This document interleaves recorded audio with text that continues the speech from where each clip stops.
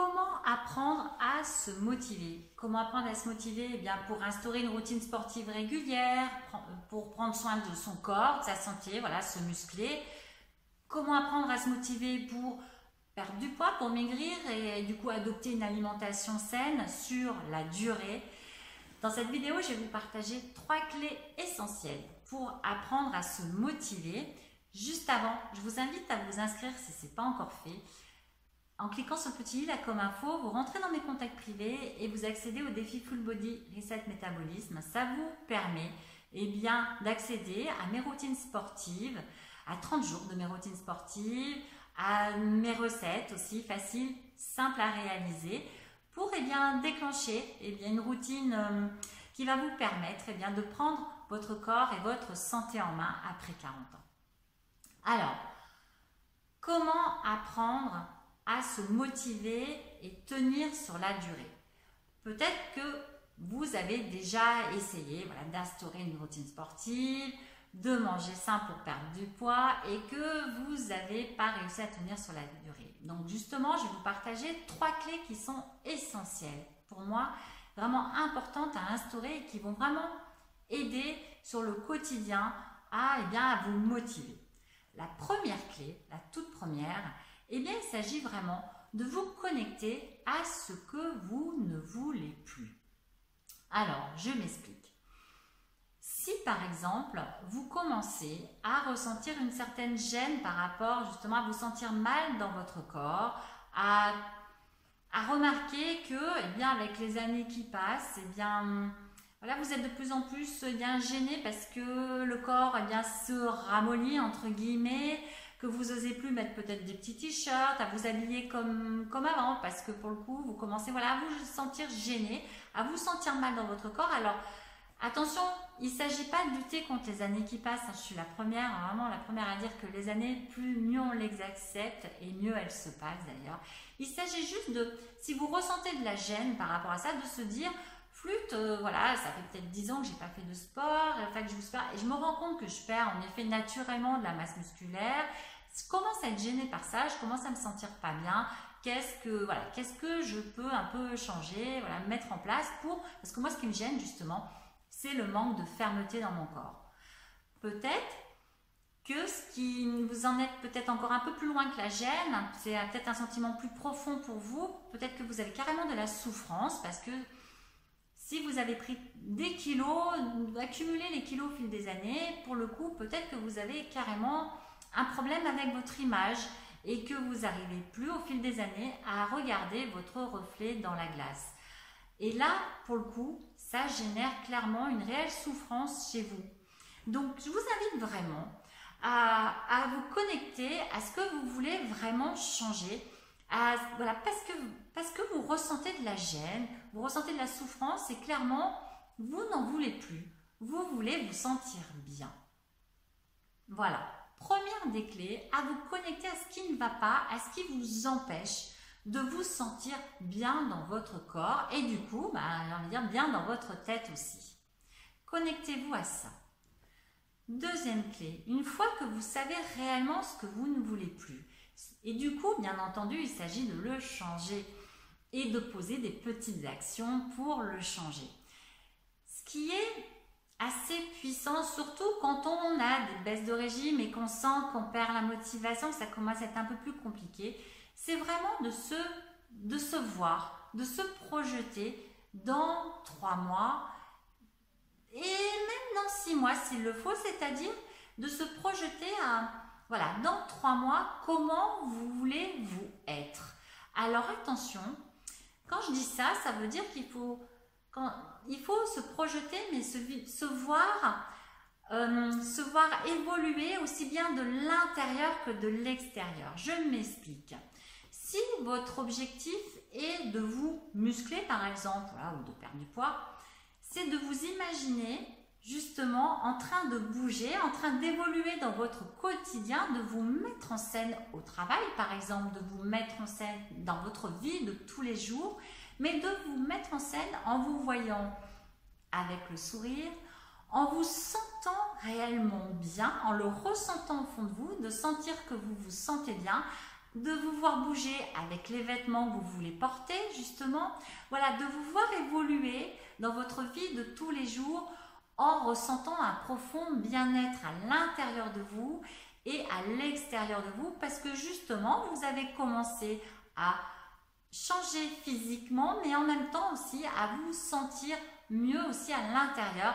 Vous vous voyez en train de sourire, vraiment de sourire à la vie et voilà, d'être apaisé et de rayonner autour de vous. Je vous invite vraiment à vous voir bouger dans votre vie de tous les jours, à vous mettre en scène et à vous voir dans 3 mois, en ayant bien sûr affiné votre silhouette, en ayant dessiné un peu plus comme vous le voulez. Attention, on reste avec des objectifs qui sont réalisables. Ne vous voyez pas pour dans 3 mois avec moins 20 kilos en moins, bien sûr. Alors, il s'agit d'être bienveillante envers vous-même, juste d'y aller tout doucement mais sûrement. Voyez-vous évoluer dans votre vie pour dans 3 mois, voyez-vous là où vous voulez être et ressentez-vous au plus profond de vous en train de rayonner complètement. Ça, c'était la deuxième clé. J'en arrive à la troisième clé. La troisième clé, elle est vraiment en lien avec la deuxième clé. Pourquoi? Parce qu'en fait, vous allez avoir des pensées qui vont arriver à vous, de l'auto-sabotage qui va arriver en pleine puissance pour vous dire, alors que vous cheminez vers votre bien-être, eh bien votre tête va commencer à vous dire « Oh mais tu sais bien que tu ne tiens pas sur la durée, que tu vas laisser tomber d'ici quelques jours.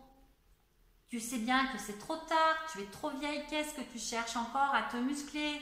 À ton âge, ça n'est plus possible. » Voilà, vous allez commencer à avoir en vrac toutes ces pensées arriver. Et c'est justement à ce moment-là qu'il va vraiment falloir prendre du recul par rapport à ça et vraiment toujours rester focus sur ce que vous voulez avoir. Mais en attendant, pour vous aider justement à ne pas écouter votre auto-sabotage interne ou en tout cas le laisser passer, je voudrais vraiment vous faire comprendre ce qui se passe dans votre tête. Essayez voilà, de générer un déclic pour que vous vous rendiez compte que vous avez acheté ces pensées au fil des années, au fil de vos expériences surtout. Un exemple, si vous estimez que justement vous n'arrivez pas à tenir sur la durée, c'est peut-être parce que jusqu'à présent, vous avez déjà de nombreuses fois, vous essayez de vous mettre au sport, essayez de rééquilibrer votre alimentation et que ça a duré peut-être 3 mois, 4 mois et que vous avez perdu vos kilos et pouf, après vous les avez tous repris. Et que du coup, voilà, vous avez tout laissé tomber. Et vous en avez tiré la conclusion qui est que vous n'arrivez pas à tenir sur la durée. Vous n'êtes pas persévérante. Sauf que dans la vie, on ne réussit pas tout ce qu'on entreprend. C'est une évidence. Il y a de nombreux entrepreneurs qui ont tenté de nombreuses fois, par plusieurs reprises, de créer des entreprises qui n'y sont pas arrivées et au bout du compte, ça a peut-être été au bout de la 3e que pouf, paf, ça a explosé. Ça veut dire que ça nécessite de la persévérance. Pour changer, c'est clair. Mais ça veut dire aussi que vous avez acheté ces pensées et vous avez transformé en croyance. Vous avez acheté le fait que vous n'êtes pas persévérante. Alors que ce que je voulais dire, c'est que ça ne vous représente pas. Ça n'est pas la vérité. Alors, pour cela, je vais vous faire un petit exercice. Ma fille m'a expliqué cet exercice dernièrement parce qu'elle est en études de psycho. Elle sait que je suis passionnée de psycho. Je vais un petit peu me l'adapter à ma manière, cet exercice. Donc, je suis désolée si sa prof écoute la vidéo parce que je vais un petit peu le transformer. Mais je trouve qu'il est assez parlant en fait. Il est un peu violent entre guillemets, mais très parlant. Alors, je vais vous inviter avec moi à fermer les yeux. Vraiment, suivez-moi. On ferme les yeux ensemble et je vais vous demander de vous connecter à la personne que vous aimez le plus dans votre vie. Alors, ça peut être votre mari, ça peut être votre enfant, ça peut être votre meilleur ami. Mais connectez-vous vraiment, ça peut être vos 2 enfants, hein, si vous en avez 2. Je vous invite vraiment, voilà, fermez les yeux avec moi et connectez-vous à la personne ou aux personnes que vous aimez le plus dans votre vie. Alors personnellement, à chaque fois que je fais cet exercice, j'ai un sourire qui monte aux lèvres systématiquement et je sens que ça me touche. Voilà, ça me touche profondément, voilà, ça me touche. Vous de votre côté, vous ressentez certainement aussi une émotion, ça doit aussi certainement vous toucher. Maintenant, je vais vous demander de continuer à fermer les yeux, à nouveau de penser aux personnes que vous aimez le plus, vous reconnectez bien à ça, et je vais vous demander de vous dire dans votre tête de penser « Je souhaiterais les tuer ». Waouh! Pensez dans votre tête « Je souhaiterais les tuer ». Alors, c'est clair, la réaction moi que j'ai eue dès que j'ai fait cet exercice, ça a été d'ouvrir les yeux et de dire « ça va pas la tête », ça m'a choqué, enfin ça m'a... Tout de suite ça m'a touchée, je dis « ça va pas la tête ». Voilà. L'idée en fait, là où je veux vous emmener avec cet exercice, c'est juste de vous faire comprendre qu'on est capable de penser énormément de choses. Alors là, bien sûr, c'est moi qui vous ai amené cette pensée-là dans votre tête. Mais combien de personnes autour de vous vous amènent des pensées, vous amènent des réflexions qui vous font penser que vous n'y arriverez pas? Vous voyez là ce que je veux vous faire dire? Déjà, c'est que ce n'est pas parce que vous avez une pensée que c'est la vérité. Est-ce que réellement vous souhaitez tuer vos enfants par exemple? Bien sûr que non, on est bien d'accord. Est-ce que réellement vous pensez qu'un jour vous allez souhaiter tuer vos enfants? Mais jamais de la vie, on est bien d'accord. Ce que je veux vous faire comprendre également, c'est que vous êtes assailli par une tonne de pensées tous les jours. Ça n'est pas la réalité.